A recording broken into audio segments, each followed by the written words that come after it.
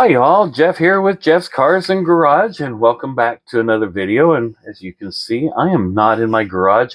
Once again, it's a kind of a hot day outside, and so I thought I'd do another kind of an informational video.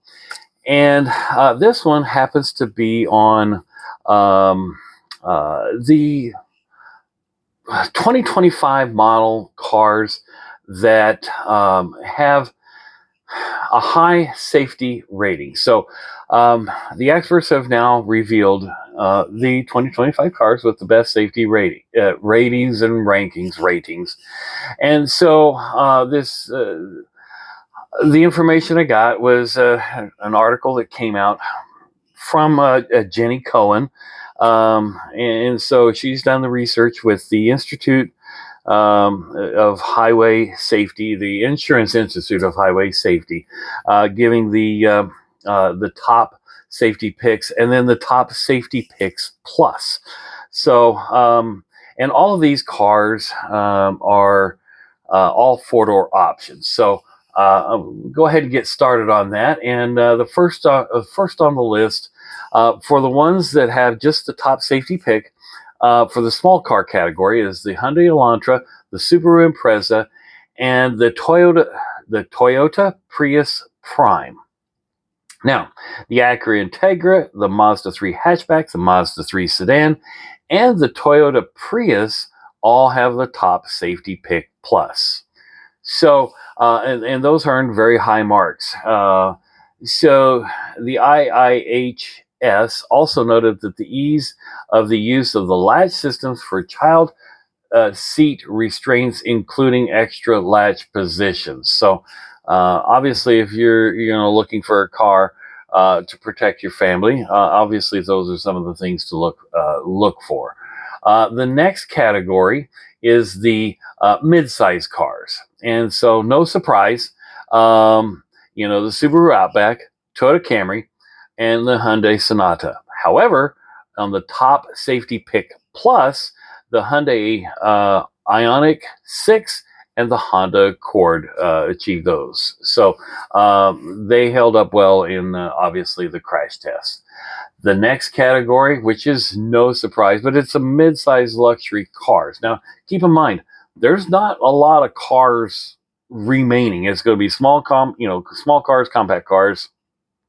And this one I really don't classify as a mid-size luxury car, but it's the Mercedes-Benz C-Class. Theoretically, in the Mercedes lineup, the mid-size is the E-Class, and the large car is the S-Class. But IIHS put the Mercedes C-Class in the mid-size luxury vehicles. And that's the only mid-size luxury car to get a top safety pick from them. So there's my Mercedes. At least the C-Class is on the list. The next category is large cars, and there's only one on that one, and that's the Toyota Crown.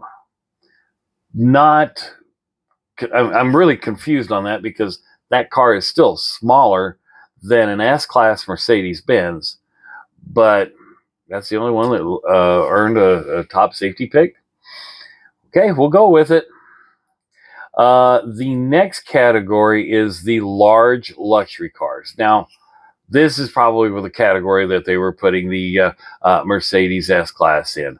However, there's one that had the top safety pick, BMW 5 Series. And then the rest of them are in the top safety pick plus, and that would be the Genesis Electrified G80, the Genesis G80, and the Genesis G90. Interesting how they rate. So the Genesis is actually overtaking Mercedes in safety. We'll see how that happens in the future. So the next category, and this is a category that usually this is where probably most of your buyers are going to be in, is the small SUVs, and the list is large, starting with and this is kind of alphabetical order. I'm going to go with the top safety pick, and then I'll come back to the top safety pick plus. The BMW X1, the Honda CR-V, the Hyundai Tucson, the Kia Sportage, the Lexus RZ, the Lexus US, and the Subaru Solterra. The top safety pick pluses: Genesis GV60, the Honda HR-V, the words, Jeff, the Hyundai Ioniq 5, the Hyundai Kona, and then you have the Mazda CX-30 and the Mazda CX-50. So Mazda's really up there in the safety picks as far as small cars and small SUVs. So good job, Mazda. You don't see a lot of Mazdas. You don't see a lot of negative videos on Mazda as well. So good job. The midsize SUVs, and this list is even longer for top safety picks. So again, I'm going to go in alphabetical order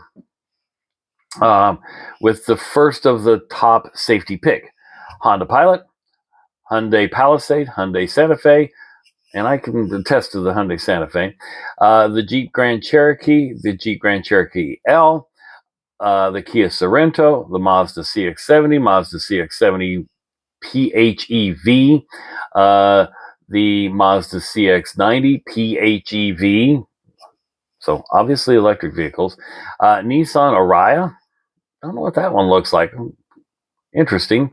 The Toyota Highlander, the Volkswagen Atlas, the Volkswagen Atlas Cross Sport, and the Volkswagen ID.4. That's interesting. Now, top safety pick plus. Finally, we get an American vehicle, the Ford Explorer. We had the Jeep Grand Cherokee, but that's Stellantis. Then you have the Kia Telluride, the Mazda CX-90, the Nissan Pathfinder, and the Subaru Ascent, and that's it. So midsize SUVs, that's a big category because that's where a lot of the buyers are. That's where the consumer is buying those vehicles, and so the manufacturers are at least making the big effort to make them safe for you and your family. The next list is the midsize luxury SUVs, and a lot of these are almost all the same size. They're hard to categorize. In alpha order: Acura RDX, Audi Q4, BMW X5, Genesis electrified GV70, Genesis GV70, Infiniti QX60, Lexus NX, Lexus RX, the Mercedes-Benz GLC, excuse me, the Tesla Model Y all-wheel drive, Volvo XC90, and then the XC90 Recharge. Now, let's go to the top safety pick plus: the Acura MDX, the BMW X3, the Genesis GV80, and then we have the Mercedes GLE, and then the Tesla Model Y, the non-all-wheel drive, for a top safety pick plus. That's quite interesting. So Mercedes does make the list, and the GL series is one that Mercedes is putting a lot of effort into as far as their model lineup. Now we have the large SUVs, and in this category, there's not very many. The Audi Q7, Audi Q8 e-tron, Audi Q8 Sportback e-tron, Jeep Wagoneer, and the Rivian R1S. Gee, I don't see any Navigators. Don't see Chevrolet Suburbans, GMC Denalis. Where are those cars by the Americans? Makes you wonder, and they're probably some of the more popular ones. At least the Suburbans are in the Midwest and Texas and Oklahoma. Just saying. Okay, the category of minivans. There's only two: Honda Odyssey, Toyota Sienna. And again, minivans, that category is dwindling away due to the SUVs, as most of you all know, because The soccer moms have changed into they want the bigger SUVs with the third row seating, and that stands to reason. The next category is small pickups. Okay, there's two: Hyundai Santa Cruz and Toyota Tacoma. Okay, all right. So where's the Maverick? That's a small pickup from Ford. Didn't you hit top safety? Guess you're not built tough enough. Just saying. Large pickups. This is a category that used to be dominant by the United States manufacturers, the American companies, but not no more. The Rivian R1T is the top safety pick plus, and then the Toyota Tundra and the Toyota Tundra Extended Cab. Folks, this is horrible. Where are you, Ford? Where are you, Dodge, Ram? Where are you, GMC, Chevrolet? You're not hitting the top safety picks anymore? I don't get it. I don't get it at all. So, the bottom line, a safe car should be a top priority, even if it means paying a little bit more. Now, some of those cars in that list, you are going to pay more. You will. And a lot of those are imports. And guess what? Now we're in tariff world. And so, you're gonna pay some more. Now, some of the Japanese imports right now haven't been affected by the tariffs, but in the SUV category, the Mercedes-Benz, since a lot of those are made in Alabama, but some of the parts are actually imported from Germany to assemble the cars, and more importantly, if you decide to go with the GL versions, and if you want an AMG, you're going to be delayed on getting it, and because it comes from Germany directly, it's not built in America, and of course you're going to pay anywhere from 15 to 30% more. So it's going to cost you more.